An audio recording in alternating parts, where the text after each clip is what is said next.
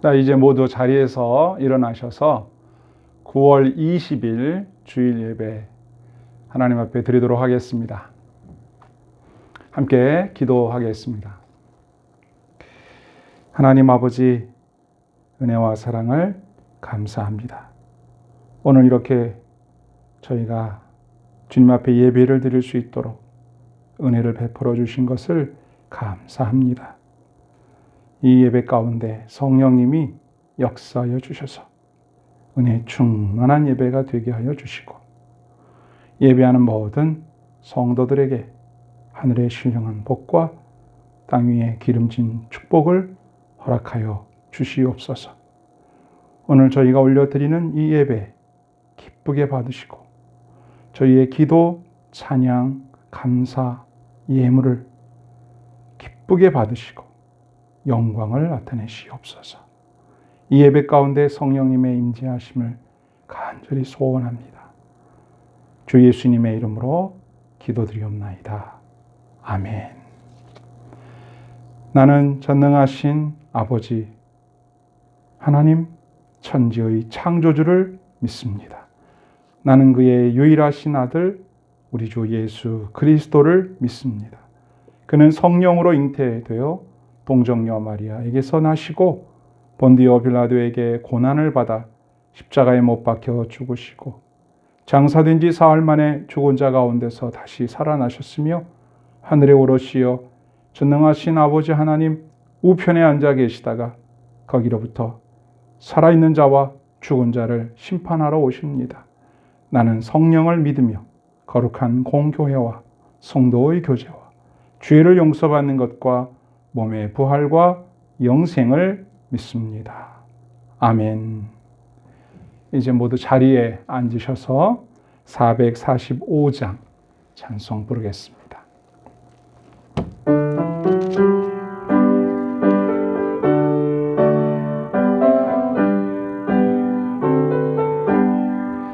대산을 넘어 험곡에 가도 빛 가운데로 걸어가면 주께서 항상 지키시기로 약속한 말씀 변치 않네. 하늘의 영광, 하늘의 영광, 나의 맘속에 차고도 넘쳐 할렐루야를 힘차게 불러 영원히 주를 찬양하리. 캄캄한 밤에 다닐지라도 주께서 나의 길 되시고 나에게 밝은 빛이 되시니 길 잃어버릴 염려 없네. 하늘의 영광, 하늘의 영광, 나의 맘속에 차고도 넘쳐 할렐루야를 힘차게 불러 영원히 주를 찬양하리. 광명한 그 빛 마음에 받아 찬란한 천국 바라보고 할렐루야를 힘차게 불러 날마다 빛에 걸어가리. 하늘의 영광, 하늘의 영광, 나의 맘속에 차고도 넘쳐 할렐루야를 힘차게 불러 영원히 주를 찬양하리. 아멘. 함께 기도하는 시간을 갖도록 하겠습니다. 오늘 우리가 함께 기도할 기도 제목은 지난주에 이어서 세 가지 기도 제목입니다. 첫째는 우리 나라와 우리 민족을 위한 기도. 특별히 코로나19로 인해서 이렇게 비대면 예배를 계속 드려야만 하는 이 어려운 상황을 잘 극복할 수 있도록 우리 하나님께서 은혜와 능력 베푸시기를 기도했으면 좋겠습니다. 그리고 교회를 위하여 기도하는 제목인데요.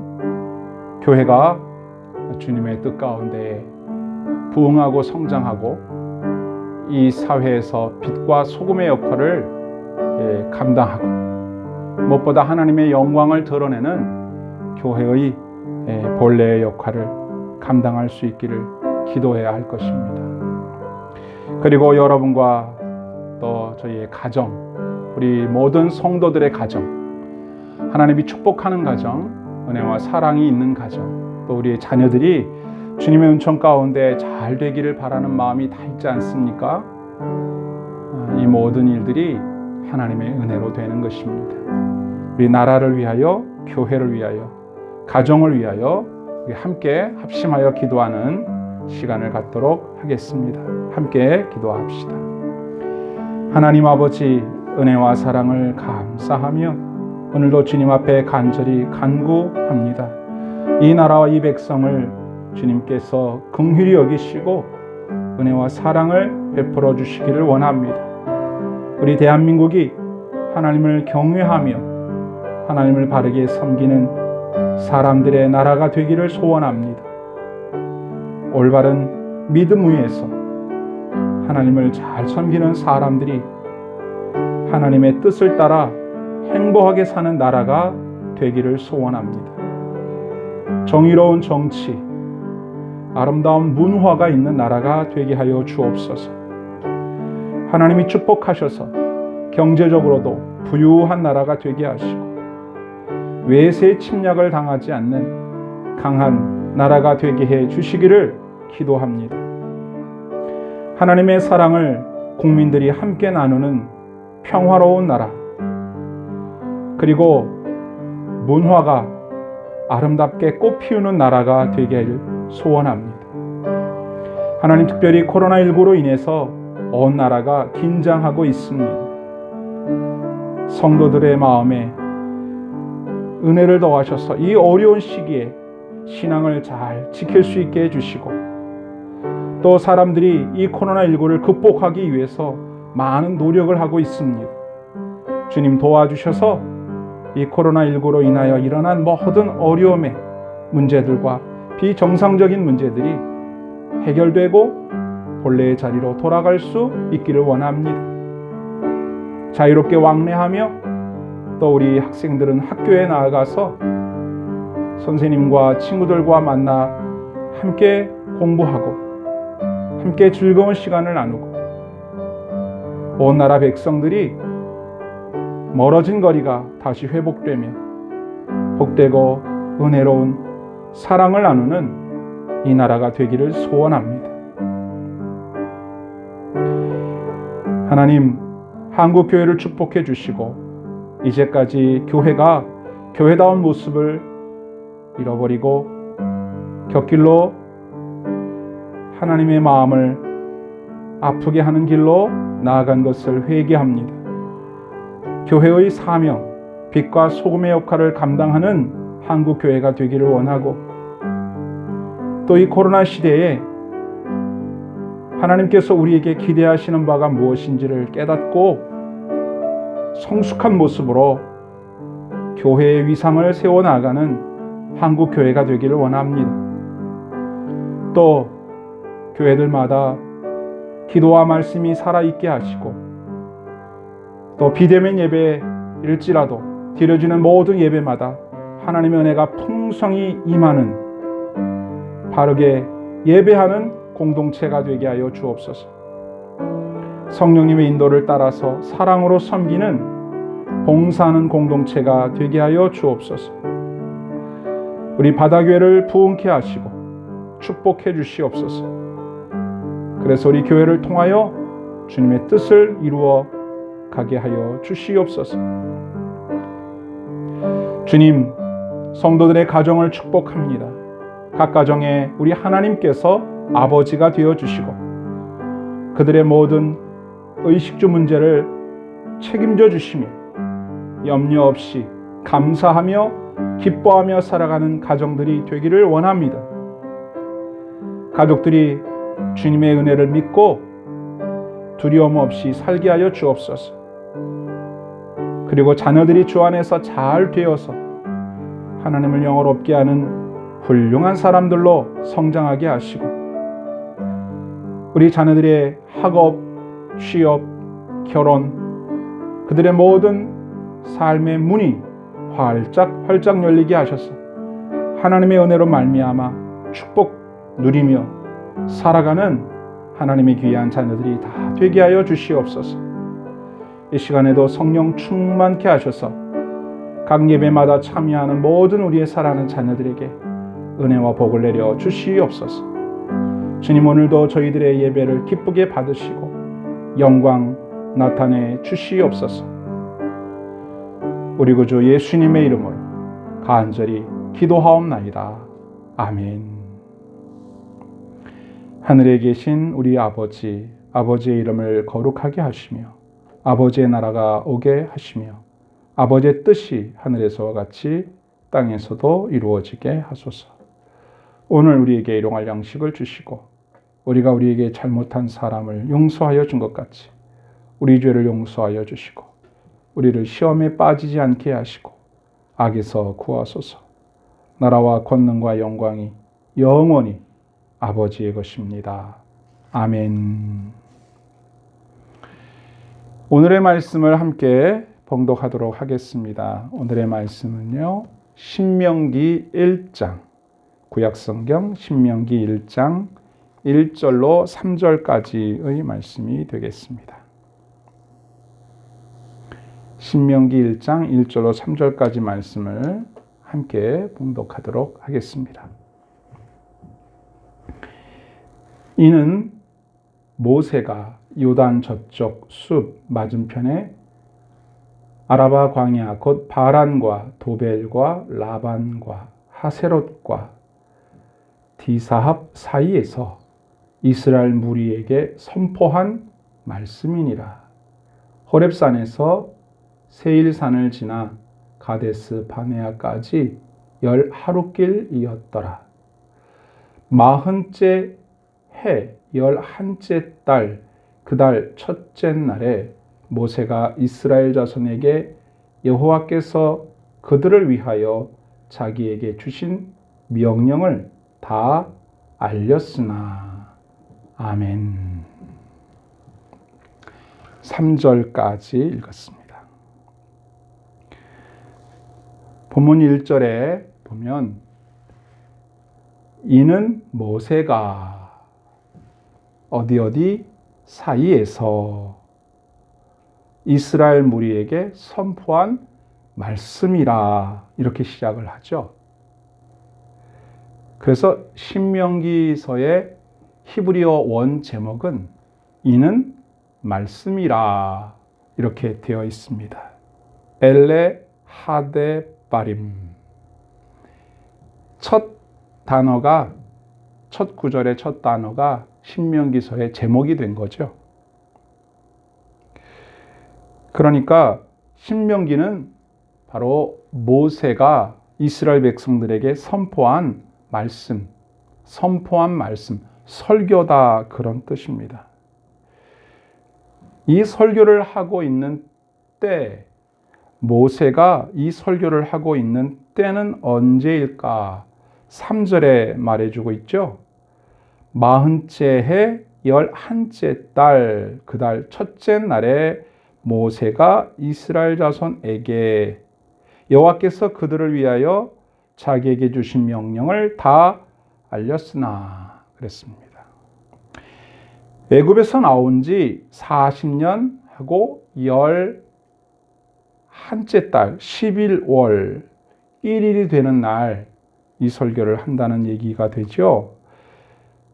출애굽기 7장 7절에 보면 모세가 하나님의 명을 받아서 이스라엘 백성들을 애굽에서 인도하기 위해서 애굽에 가서 바로와 이야기를 하고 있었을 때 나이가 80세라고 기록하고 있어요. 또 신명기 34장 7절에는 모세가 죽을 때 나이가 120세다라고 했습니다.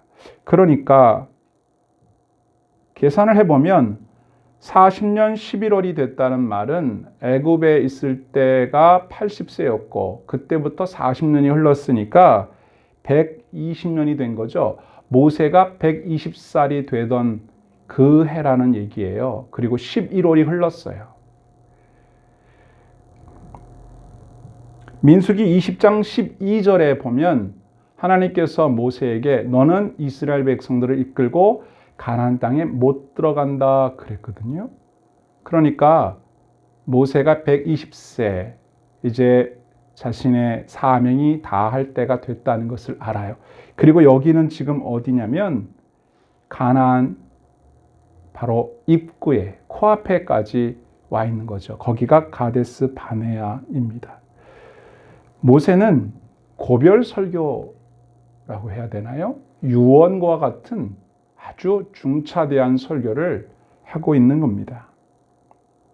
그래서 여러분 신명기를 읽어보면 그 내용이 출애굽기와 민수기의 내용이 이렇게 중복되는 듯한 시간이 멈추어져 있는 민수기 다음에 나오는 신명기인데 신명기에서 잠깐 시간이 멈추어 있는 듯한 느낌을 받게 돼요. 그러니까 출애굽기와 민수기에 있는 이야기들 그것을 재해석하고 거기에 설명을 붙여서 하나님께서 모세를 통하여 이스라엘 백성들에게 하고자 하시는 말씀을 전하는 설교다. 그런 뜻이죠. 성경을 읽어보면 모세가 매우 진중하게 설교를 하고 있다는 것을 알게 되는데요. 그러면 이 신명기 설교의 첫 마디는 뭐였을까? 이 중요한 시기에 모세가 아주 중요한 설교를 하는데 그 첫 마디는 무엇이었을까? 2절입니다. 2절을 보면 호렙산에서 세일산을 지나 가데스 바네아까지 10하루길이었다. 그 말을 합니다. 그러니까 호렙산에서부터 바로 여기 가데스 바네아까지 10하루면 도착할 수 있는 거리다. 그 정도면 충분히 올 수 있는 거리다. 그런데 그 이야기를 하면서 모세가 지금 이 설교를 하고 있는 때가 출애굽한 지 40째 해 11째 달 하루라고 했잖아요. 첫날이라고 했잖아요. 그러니까 11개월이면 아니 11일 11개월이 아닙니다. 11일이면 올 수 있는 거리를 무려 40년 11개월 하루 만에 왔다는 얘기를 하는 거예요. 왜 그렇게 많은 시간이 걸렸을까요? 바로 모세는 그 이야기를 처음으로 하고 싶은 것입니다. 40년이라고 하는 많은 시간과 힘을 낭비했다는 얘기를 하려고 하는 거예요. 왜 이 이야기를 설교의 첫 부분에서 하려고 할까요? 이 이야기를 함으로 백성들이 우리에게 주어진 삶과 하나님이 주신 축복을 풍성히 누리며 살기를 바라는 것입니다. 우리에게 주어진 시간과 힘을 낭비하지 않으면서 하나님이 주신 시간과 축복을 힘을 잘 사용하면서 행복하게 살기를 바라는 것이죠. 하나님의 마음이 모세를 통하여 그렇게 전달이 되는 겁니다. 왜 이렇게 오래 걸렸을까? 그 얘기를 하는 거예요. 지금 이 설교를 듣고 있는 1차적인 청중은 누구입니까? 40년 걸려서 여기까지 도착하는 동안 그들은 여러 가지 이야기를 들었을 거예요. 왜 이 짧은 거리를 40년 동안이나 방황하게 됐을까? 이런 궁금증을 가지라는 겁니다. 이들은 40년 전에 하나님 앞에 불순종해서 가나안 땅에 들어가지 못한 1세대들의 자녀들입니다. 그 당시에 20살 미만의 아이들이에요. 이제 그들이 40년이 지나서 바로 가데스 바네아 여기에 와서 가나안 땅 입구에서 이 설교를 듣고 있다 이 말입니다. 40년 전 바로 이 자리에 있었던 사건을 회상하면서 모세는 그 2세대, 출애굽 2세대들에게 뼈 때리는 교훈을 하고 있는 것입니다. 출애굽 1세대들의 과거의 실수를 반복하지 않도록 모세는 그들 안에 있었던 불신앙과 불순종의 모습을 이 세대 자녀들에게 들추어서 다시 보여주려고 하는 것이죠. 바로 40년 전 그들의 조상들은 하나님이 그들에게 주신 약속의 땅을 코앞에 둔 바로 그 상황에서 어떻게 했었는지를 상기시켜 주려고 하는 겁니다. 오늘 보면 밑으로 내려와서 21절에 보면 모세는 그때 일을 이렇게 이야기합니다. 21절입니다. 너희의 하나님 여호와께서 이 땅을 너희 앞에 두셨은즉 너희 조상의 하나님 여호와께서 너희에게 이르신 대로 올라가서 차지하라. 두려워하지 말라. 주저하지 말라 한즉. 하나님께서 출애굽 1세대들에게 말씀하신 거예요. 이 앞에 있는 땅, 너희들에게 내가 주는 땅이다.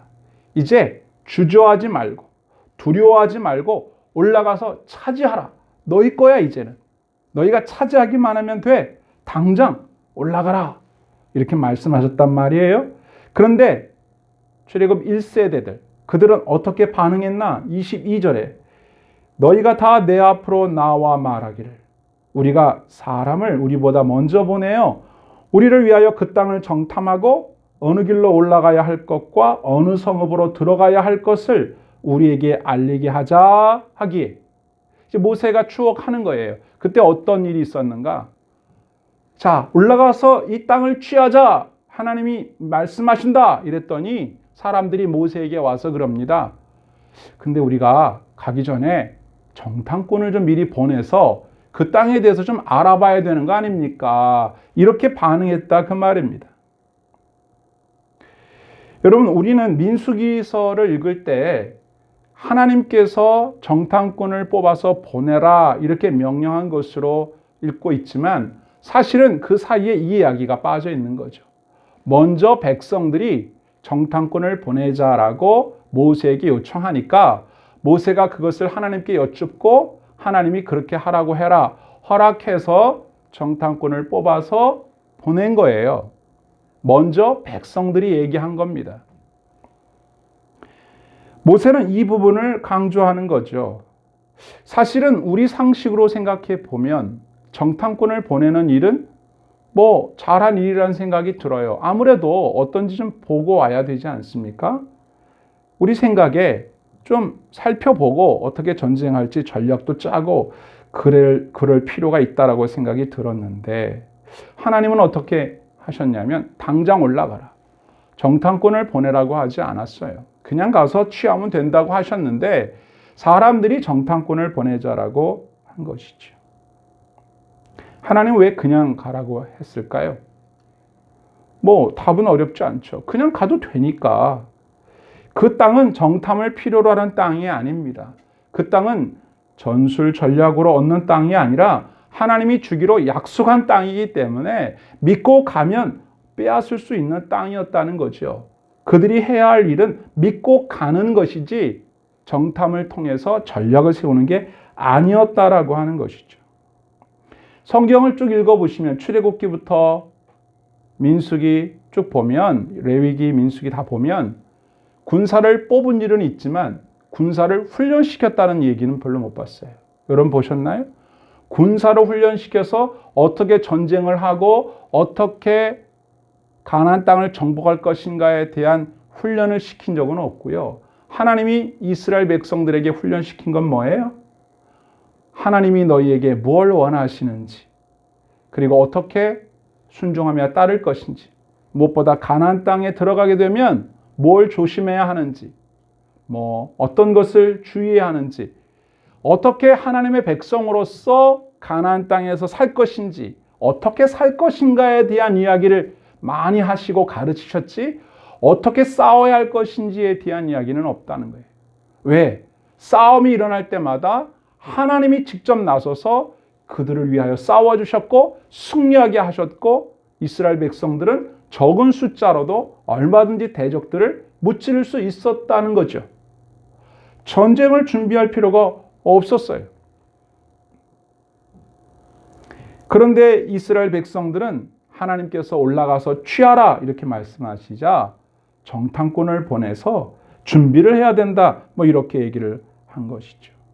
여러분, 우리가 해야 할 일은 하나님께서 무엇을 원하시는가, 어떻게 예배를 받기를 원하시는가, 하나님께서 우리를 통해서 무엇을 하고자 하시는가에 대한 깊은 관심을 갖는 것이 매우 중요합니다.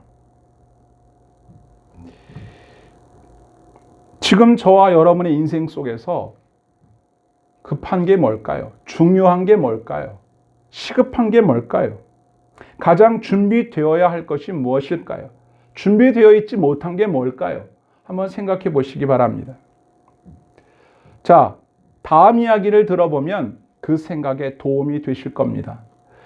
자, 이스라엘 백성들이 정탐꾼을 뽑아서 보내자고 해서 보냈습니다. 그래서 정탐을 하고 돌아왔습니다. 그리고 보고를 합니다. 그런데 이런 내용이에요. 가봤더니 땅 좋던데요? 그런데 우리는 못 갑니다. 안 갑니다. 이런 내용이에요. 그래서 모세는 그때 일을 이렇게 회상합니다. 23절입니다. 내가 그 말을 좋게 여겨 너희 중 각 지파에서 한 사람씩 12를 택하매 그들이 돌이켜 산지에 올라 에스골 골짜기에 이르러 그것을 정탐하고 그 땅의 열매를 손에 가지고 우리에게로 돌아와서 우리에게 말하여 이르되 우리의 하나님 여호와께서 우리에게 주시는 땅이 좋더라 하였느니라. 좋다잖아요. 26절. 그러나 너희가 올라가기를 원하지 아니하고 너희의 하나님 여호와의 명령을 거역하며. 하나님은 당장 올라가라 그랬더니 정탐꾼 보내야 되지 않나요? 그래, 보내라 해서 정탐하고 돌아와서는 땅 좋습니다. 근데 우리 안 가요. 이러고 있다 이 말입니다. 모세는 이것을 뭐라고 표현했습니까? 26절 하반절에 너희 하나님 여호와의 명령을 거역했다. 올라가라. 못 가. 안 가. 거역했다 그 말입니다. 하나님께서 가라고, 땅을 취하라고 하셨는데 정탐꾼 보내자고 시간을 지연해 놓고 갔다 와서는 못 간다는 겁니다. 근데 그것도 모자라서 다른 사람들에게 말도 안 되는 말을 가지고 원망과 불신과 낙심을 전염시켰습니다. 27절을 봅니다. 신명기 1장 27절. 장막 중에서 원망하여 이르기를 여호와께서 우리를 미워하심으로 아모리 족속의 손에 넘겨 멸하시려고 우리를 애굽 땅에서 인도하여 내셨도다. 우리가 어디로 가랴? 우리의 형제들이 우리를 낙심하게 하여 말하기를 그 백성은 우리보다 장대하며 그 성읍들은 크고 성곽은 하늘에 닿았으며 우리가 또 거기서 안악 자손을 보았노라 하는도다 하기로. 결과적으로 정탐을 왜 했나 싶어요. 정탐하자고 해서 보고 와서는 못 간다고 하니까 정탐을 할 의미가 없어진 것이죠. 앞서 말씀드린 대로 하나님은 이스라엘 백성들이 그 땅을 정탐하는 계획을 갖고 계시지 않았었어요. 근데 그들이 원하니까 보냈는데 이왕에 갔다 왔으면 주님 땅이 너무 좋습니다. 가서 얼른 취하십시다. 거기 보니까 덩치가 큰 사람들도 있고 성도 높던데 주님 도와주시면 취할 수 있습니다. 뭐 이렇게 나와야 이게 그림이 맞는 건데 그들은 믿음이 전제되지 않은 상태에서 정탐을 한 거죠. 믿음이 전제되지 않은 상태에서 하는 모든 준비들은 못한다, 안 한다, 할 수 없다는 증거 자료만 될 뿐 하나님의 뜻을 수행하는 데엔 아무런 의미가 없는 것들입니다. 준비를 잘 했는데 그 준비 때문에 오히려 하나님의 뜻을 거역하고 만다는 얘기가 되죠. 자, 조상들은 왜 실패했습니까? 이걸 기억하라는 거예요. 모세는 출애굽 2세대들에게 말하고자 하는 겁니다. 하나님께서 모세를 통하여 말씀하시는 거예요. 도대체 그들은 왜 실패했을까? 얘들아, 생각해봐라. 또 오늘날 너희들이 실패할 수 있다. 무엇 때문에 실패하게 될까를 미리 예상해봐라 하는 겁니다. 이 질문의 대답은 어렵지 않습니다. 간단해요. 하나님의 약속의 말씀을 믿는 일에 실패한 겁니다. 하나님을 의지하는 일에서 실패한 거예요. 먼저 믿음으로 실패해버리고 나면 모든 것에서 다 실패한다는 거죠. 두려움에 빠지게 되고 원망과 불평으로 낙심으로 절망으로 이어진다는 말이에요. 우리가 하나님을 신뢰하는 믿음의 능력을 발휘하지 않게 되면 반드시 실패하게 됩니다. 믿음이 흔들리면 결국 하나님은 내 편일 리가 없어. 하나님은 나에게 좋은 걸 주실 리가 없어. 이런 생각을 하는 거예요. 그 사람들이 하는 원망의 말을 이렇게 떠올려 보았던 거죠, 모세가. 여호와께서 우리를 미워하셔서 우리를 아모리 족속의 손에 넘겨서 죽게 한다. 어디서 무슨 근거로 이런 말을 합니까? 왜곡된 자기들만의 판단이죠. 현실적으로 아무런 일이 일어나지 않았어요. 지금 그들 앞에 있을 뿐이에요. 주님은 올라가서 차지하라고 얘기하고 계시는데 정탐하고 와서는 그 사람들이 우리를 다 죽일 거라고 자기들끼리 그렇게 말하고 있다 이 말입니다. 이게 왜곡된 생각으로 흘러가기 시작하면 걷잡을 수 없는 데까지 가는 거예요. 그 사람들이 근거 없는 말들을 막 쏟아내는 것이죠. 이건 단순히 그들이 연약해서 그런 게 아니에요. 두려워서, 무서워서 그런 게 아닙니다. 두려움이라고 하는 건 죄의 결과입니다. 이유가 아니라 결과라고요. 두려움 때문에 하나님을 신뢰하지 못한 게 아니고 하나님을 신뢰하지 않았기 때문에 두려움에 빠졌다는 말이죠. 이게 죄의 경향이에요. 하나님을 믿고 의지하지 않게 되면 두려움, 낙심, 절망, 염려 이런 데로 빠지게 된다는 말이죠. 하나님 말씀을 신뢰하지 못할 때 우리의 눈이 왜곡이 됩니다. 이게 시력이 왜곡이 돼서 본질을 잘못 보게 되는 거예요. 그래서 성경 우리에게 말씀하시는 겁니다. 두려워하지 말라, 믿어라, 믿고 두려워하지 말아라. 이런 말씀을 오늘 하시는 겁니다. 그래서 모세가 29절에 그때 그렇게 말했다 이러지 않습니까? 29절에 내가 너희에게 말하기를 그들을 무서워하지 말라, 두려워하지 말라. 모세가 백성들에게 두려워하지 말라, 무서워하지 말라라고 말한 것은 긍정적인 마음을 가져라, 잘 될 거야, 뭐 할 수 있어, 화이팅, 이런 뜻이 아닙니다. 긍정적인 마인드를 가지라는 게 아니죠. 그들이 정탐하고 온 결과 사실입니다. 객관적 사실이에요. 아낙 자손은 위협적이고 무서웠고 그들의 성은 높았어요. 그들은 싸움을 잘하는 민족들이에요. 맞는 말이에요. 현실을 부정하고 긍정적으로 잘 될 거야, 걱정 마, 그런 뜻에서 무서워하지 말라는 말이 아니고, 두려워하지 말라고 할 때에는, 믿으라고 할 때에는 근거가 있어야 되는 겁니다. 근거. 그 근거가 뭘까요? 자, 30절에 나옵니다. 30절.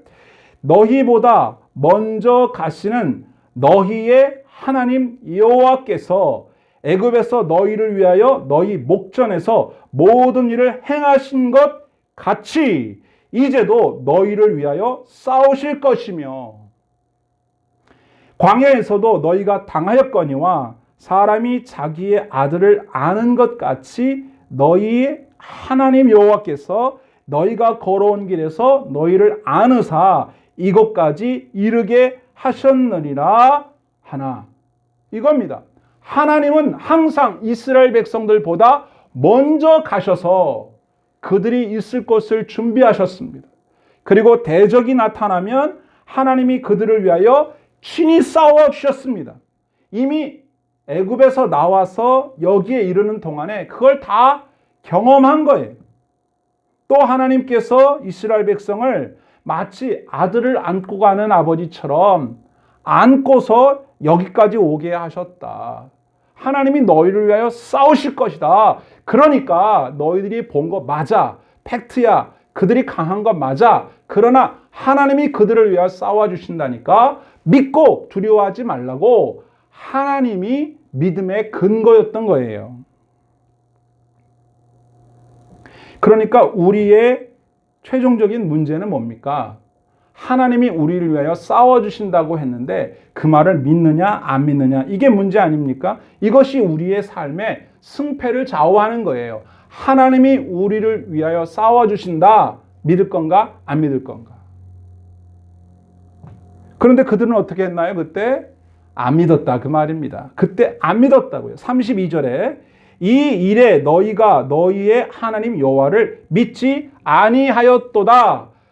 모세를 통하여 하나님이 말씀하시는 바를 안 믿는 거예요. 너희를 위하여 싸워줄 거야. 너희들보다 먼저 가서 싸운다니까. 안 믿어요. 그리고 뭐라고 해요? 우리는 여기서 다 죽었다. 아모리 손에 다 죽는다. 우리는 여기서 이제 끝이다. 가나안 땅 못 간다. 원망하며 불평하며 밤새도록 울면서 오히려 그러지 말라고 하는 모세와 아론을 향해서 돌을 던지려고 하고, 여호수아와 갈렙 그들이 아닙니다. 가서 이깁시다. 이렇게 얘기하면 죽이려고 하고 이러고 있다라고 하는 것이죠. 그들은 믿음이 없어서 실패한 거예요. 하나님의 사랑이 없어서가 아닙니다. 하나님의 약속이 없어서가 아니에요. 하나님의 은혜가 없어서가 아닙니다. 그들에게 하나님에 대한 믿음이 없기 때문에 실패한 것입니다. 성경을 잘 묵상해 보면 이런 생각이 들어요. 하나님은 내 밖에 나와 다른 사람들과의, 나의 대적들과의 싸움에서는 언제나 하나님이 나서서 싸워주시는 걸 보게 돼요. 사실은 나와 대적과의 싸움은 내 싸움이 아니라 하나님의 싸움이에요. 그래서 전쟁은 하나님께 속한 것이다 그러잖아요. 그런데 우리 안에서도 싸움이 있거든요. 내 안에서 싸움이 일어납니다. 그 싸움은 누구 싸움인가? 그건 우리 싸움인 것 같아요. 내 안에서 믿느냐 믿지 않느냐, 의심하느냐 신뢰하느냐, 두려워하느냐 낙심하느냐, 근심하느냐 절망하느냐, 기뻐하느냐 감사하느냐, 이걸 가지고 내 안에서 끊임없는 싸움이 일어나는 거예요. 내 안에서 일어나는 이 내 속에서의 전쟁은 내 싸움이더라 그 말이에요. 그걸 이겨라 이 말이에요. 무엇으로? 믿음으로. 믿음으로 싸워 이기고 나면 내 바깥의 싸움은 하나님이 다 싸워주시기 때문에 두려움이 없는 거예요. 근데 내 안에서 믿음의 싸움에서 이미 실패했기 때문에 하나님이 뭐라고 말씀하셔도 믿을 수가 없었던 것이죠. 여러분 안에 있는 오해와 의심을 버리고, 두려움과 염려, 근심, 낙심을 버리고, 원망을 버리고 믿음과 감사를 회복하십시오. 이게 싸움이다 이 말이에요. 싸우셔야 돼요. 그리고 하나님의 사랑을 믿고 하나님의 사랑을 신뢰하고, 우리를 사랑하실 뿐만 아니라 우리의 인생길 앞서서 인도해 가시며 우리를 위하여 싸워주시는 그분을 신뢰하는, 그 신뢰하는 전쟁이 내 안에서 계속해서 오늘도 일어나고 있다라고 하는 것이죠. 주님이 여러분과 저의 인생의 앞길을 예비해 놓고 계십니다. 가나안 땅을 약속해 놓으신 것처럼 이제 가서 취하기만 하면 돼요. 근데 내 안에 있는 싸움이 아직 결정이 안 났기 때문에 하나님이 준비해 놓으신 그 놀라운 축복을 얻지 못하고 결국은 불신앙으로 실패하게 되는 거예요. 그러면서 우리에게 주어진 삶의 시간과 힘을 낭비하고 있는 겁니다. 시간을 낭비하지 않고 에너지를 낭비하지 않고 살기 위해선 두려움을 극복하는 싸움을 싸우셔야 됩니다. 믿음으로 싸우셔야 됩니다. 믿음이 우리를 이기게 할 것입니다. 하나님을 믿는 그 믿음이 우리 안에 두려움을 몰아내고 하나님이 나와 함께 하신다는 확신 속에서 전진할 수 있는 거예요. 올라갈 수 있는 거예요. 이제 그 사건으로 인해서 가나안 입성은 중단이 됐죠. 그때 하나님을 불신했던, 원망했던 20세 이상의 기성세대들, 출애굽 1세대들은 어떻게 됐습니까? 너희들은 가나안 땅에 한 명도 못 들어간다. 여호수아와 갈렙을 제외한 모든 기성세대는 못 들어간다. 그리고 방향을 돌려 광야로 가라. 그래서 광야 40년 동안 거기서 살다가 다 죽었습니다. 그리고 그 당시에 20세 이하였던 어린아이들, 그들만 가나안 땅에 들어가게 됩니다. 그들이 다시 지금 40년 전에 그 자리에 와서 이 설교를 듣고 있는 거예요. 그리고 광야를 지나는 동안에 태어났던 애들도 있을 거 아니겠어요? 걔네들은 아무것도 모르죠. 그런데 들어서 알고 있었을 겁니다. 그걸 모세의 얘기를 통해서, 설교를 통해서 다시 한번 정리해 주는 거예요. 모세는 과거 이스라엘에게 주어졌던 하나님의 말씀들을 재해석하고 재정리하고 가나안에 입성해야 할 출애굽 2세대 또는 광야 1세대들에게 지금 설교하고 있는 것이다. 그래서 신명기라는 우리말 제목은요, 신자가 되풀이할 신자입니다. 명자는 목숨명, 기자는 기록할 기자예요. 목숨과 같은 말씀을 되풀이해서 기록했다. 그래서 신명기입니다. 그때 백성들이 모세를 통해서 전해준 하나님의 말씀을 순종해서 가나안 땅에 바로 입성했더라면 신명기가 있을 필요가 없었겠죠. 사실 신명기는 그 2세대, 출애굽 2세대나 광야 1세대들을 위하여 특별히 기록된 하나님의 말씀이 되는 것입니다. 그들의 마음속에 이 말씀을 깊이 새겨서 또다시 가나안 정복을 눈앞에 두고 있는 이 시점에서 또다시 정탐꾼을 보내자 그런 말 꺼낼 수 있겠습니까? 못 간다, 안 간다 그럴 수 있겠습니까? 그들 앞에 40년이라고 하는 시간이 있었습니다. 그 시간들의 교훈이 있었습니다. 역사는 반복된다고 했습니다. 오늘도 하나님은 우리를 지켜보고 계십니다. 우리의 삶에 주어진 시간과 힘을 낭비하며 살지 않으려면 두려움을 극복하고 믿음으로 나아가야 합니다. 때로 다가온 두려움이 있다면 그 두려움은 무엇으로 극복하겠습니까? 싸워야 합니다. 믿음으로 싸워야 합니다. 염려하고 원망하며 낙심하면서 살아서는 안 되는 것입니다. 두려워 말고 하나님을 믿어야 합니다. 우리에게는 약속된 축복의 땅이 있습니다. 그 땅을 얻으려면 하나님을 믿는 방법밖에 없습니다. 하나님을 믿고 두려움을 버리고 용감하게 앞으로 전진해 나아갈 때 약속된 축복을 다 받아 누릴 수가 있게 되는 것입니다. 주님께서 오늘 저와 여러분들에게 말씀하십니다. 내가 너희에게 준 그 시간들, 그 에너지들, 그 축복들 낭비하겠느냐? 아니면 믿음으로 취하겠느냐? 묻고 계십니다. 여러분 안에 있는 모든 두려움들을 내버리십시오. 그리고 주님을 믿으십시오. 하나님을 신뢰하십시오. 주님께서 저와 여러분들에게 약속의 땅, 축복의 땅을 허락해 주십니다.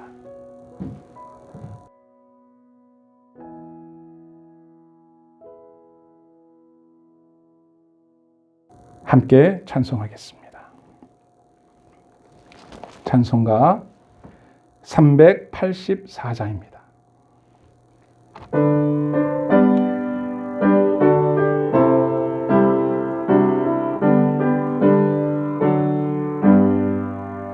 나의 갈 길 다가도록 예수 인도하시니 내 주 안에 있는 긍휼 어찌 의심하리요.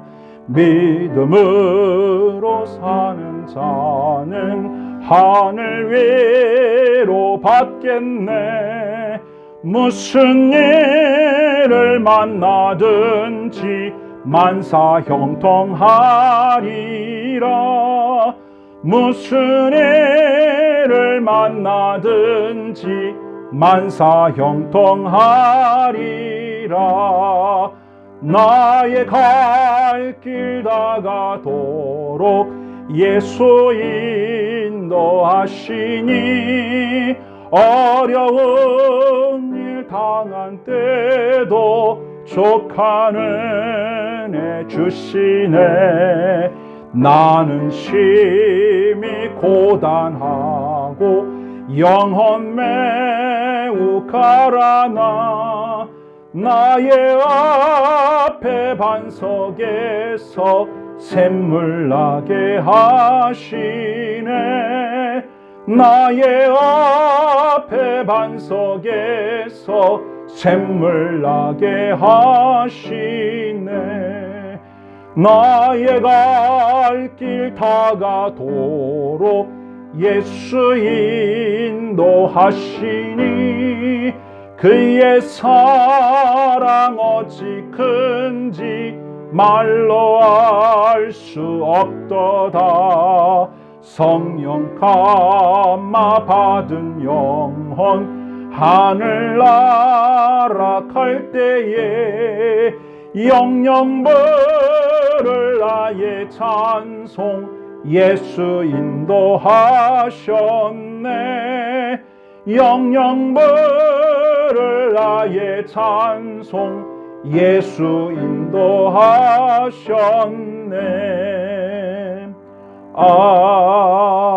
아멘.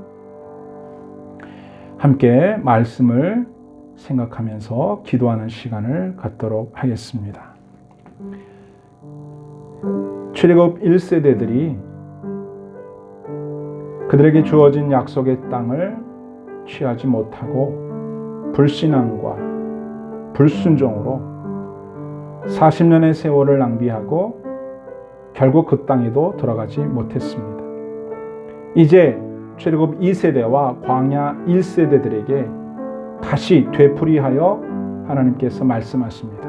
올라가서 가나안 땅을 취하라. 용감하게 가서 그 땅을 차지해라. 내가 너희에게 이 땅을 준다. 오늘도 주님 저와 여러분들에게 말씀하십니다. 우리가 왜 하나님을 믿지 못하고 두려워하며 살까요? 왜 염려하며 근심하며 살까요? 왜 감사하지 못하고 낙심하며 살까요? 하나님을 믿는다고 말하지만 믿지 못하는 겁니다. 믿음이란 하나님의 말씀을 내 삶의 결과로 받아들이는 거예요. 그러면 좋지. 그게 아니라 하나님의 말씀이 내 인생의 결론이다. 내 인생의 해답이다. 하나님의 말씀이 나의 삶과 죽음을 결정한다. 그렇게 믿는 게 진짜 믿음이거든요.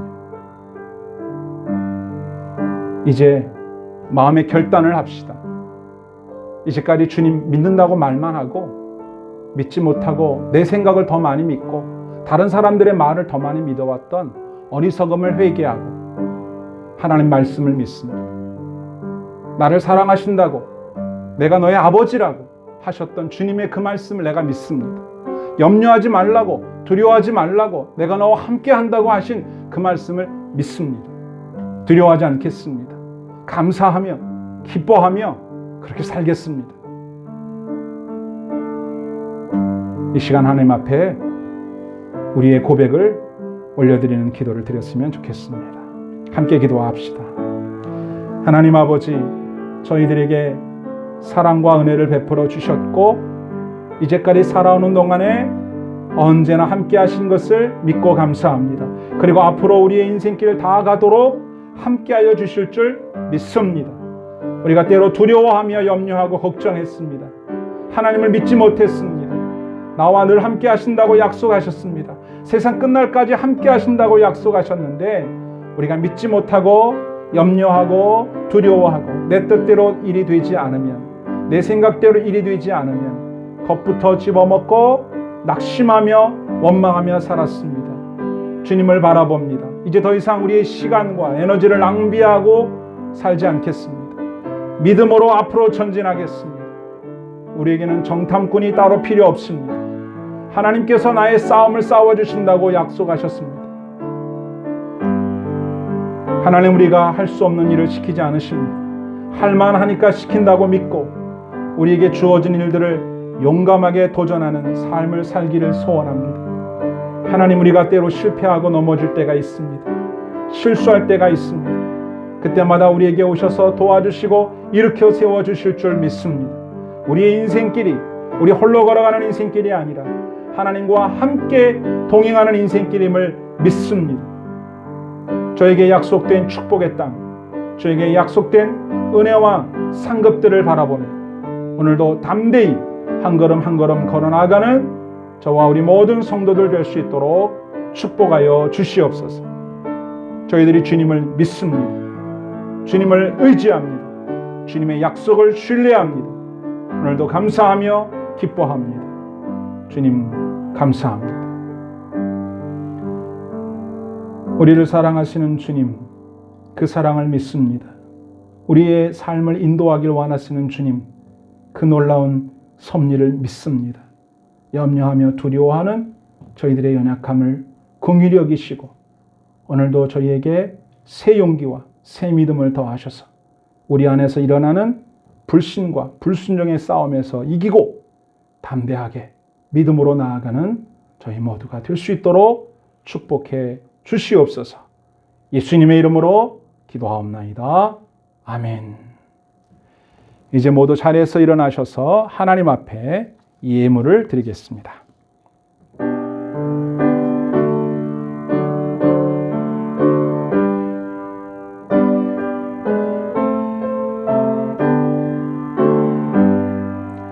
나의 보화 드리니 주여 받아 주셔서 하늘나라 위하여 주 뜻대로 쓰소서. 아멘. 하나님 아버지 은혜를 감사합니다. 저희의 감사, 믿음, 정성을 담아 주님께 예물을 드리오니 이 예물을 기쁘게 받아 주옵소서. 이 예물이 쓰여지는 곳마다 주의 뜻이 드러나게 하시고 예물 드린 성도들을 기억하여 축복하시고 그들의 삶에 하나님의 놀라운 은혜가 나타나게 하옵소서. 저들에게 물질의 복을 주시되 주께 받은 바 풍성한 복을 누리며 이웃과 나누고 섬기며 살게 하시고 주의 뜻대로 아름답게 사용하는 주님의 백성들 되게 하여 주옵소서. 우리 가운데 두려움을 몰아내고 우리 가운데 하나님의 믿음으로 충만하게 채우게 하셔서 우리가 주님을 믿고 의지하는 능력 있는 삶을 살 수 있도록 역사하여 주옵소서. 예수님의 이름으로 감사하며 기도하옵나이다. 아멘.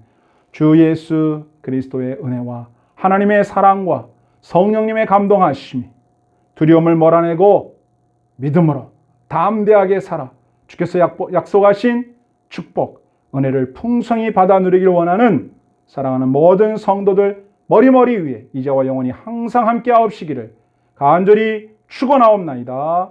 아멘.